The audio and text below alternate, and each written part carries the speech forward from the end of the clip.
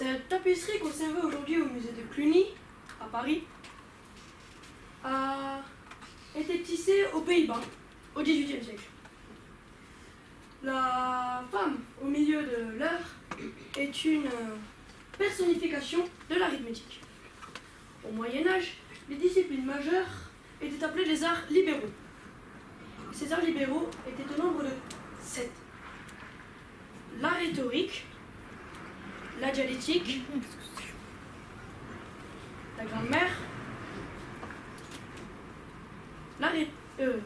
l'arithmétique, la géométrie, l'astronomie et la musique. Parmi ces quatre arts libéraux, ces quatre arts libéraux étaient appelés le quadrivium. Il est intéressant de se rendre compte que le savoir n'était pas découpé et organisé comme il l'est de nos jours. La musique et l'astronomie étaient d'abord considérés comme des arts mathématiques.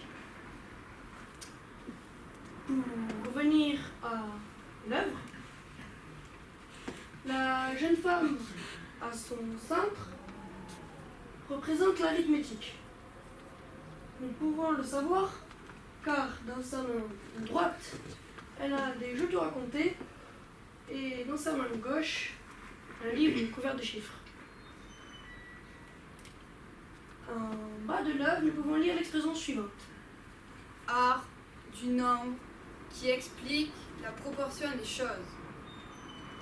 Mais sans vouloir blesser Madame Arithmétique ni l'atteindre dans sa dignité, Je vous en prie, faites.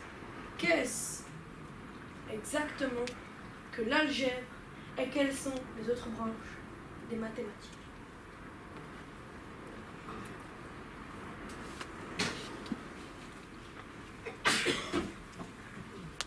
Mais monsieur, ma digne géométrie était au départ la science la plus utilisée de toutes. Oui, certes, mais ma science à moi, la vénérable algèbre, a pris le dessus sur la vôtre.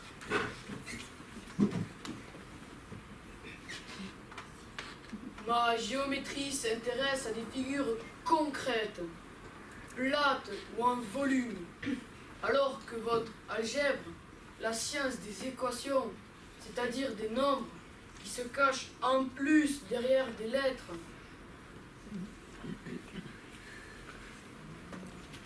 et qui nous éloignent des formes de notre quotidien. On est dans l'abstraction.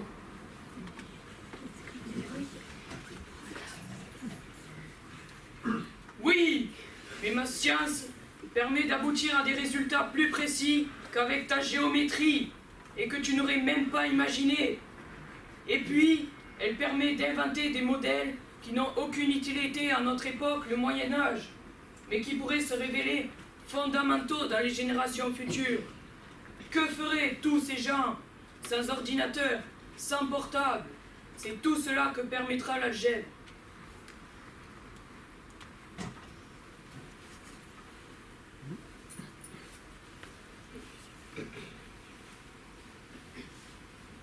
Mais mon petit, on ne t'a pas attendu. L'Antiquité a déjà trouvé des moyens de résoudre tes problèmes algébriques sans ton tralala algébrique, en se basant sur des découpages géométriques. Vas-y, donne-moi un de tes problèmes. Quels sont les nombres dont le carré ajouté à son produit par 10 donne 39?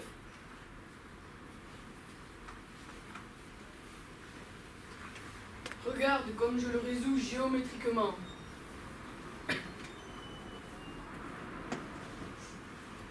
L'aire de ce carré est égale à ce nombre inconnu au carré, auquel j'ajoute 10 fois ce même nombre inconnu, ce qui est égal à 39. Je vais ensuite découper ce rectangle en deux parties égales. Ce carré n'a pas bougé. J'y ajoute 5 fois le nombre inconnu, plus 5 fois le même nombre inconnu, ce qui donne 39. Je vais ensuite coller ce côté avec ce côté, puis je vais faire pivoter ce rectangle pour que ce côté et ce côté se retrouvent. Cette figure est désormais pratiquement un carré, en sachant que dans les rectangles, les côtés opposés sont égaux. Je sais que ce côté est égal à 5 et que ce côté est égal à 5. Donc je multiplie 5 fois 5, ce qui est égal à 25.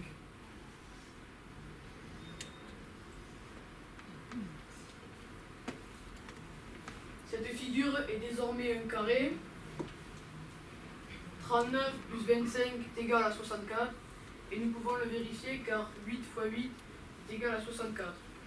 Donc ce point d'interrogation est égal à 8 moins 5 qui est égal à 3. Donc le résultat à ton équation est 3. Bravo, tu as trouvé une solution. Mais mon algèbre permet d'en trouver une autre. Et d'être sûr qu'il n'y en a que deux.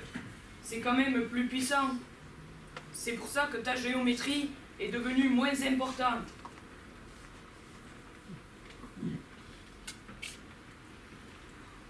Géométrie, algèbre, vous êtes des frères ennemis, mais vous devez vivre ensemble. Vous avez besoin l'un de l'autre. Et laissez-moi ajouter que vous n'êtes pas les seuls. Vous faites partie d'une famille nombreuse.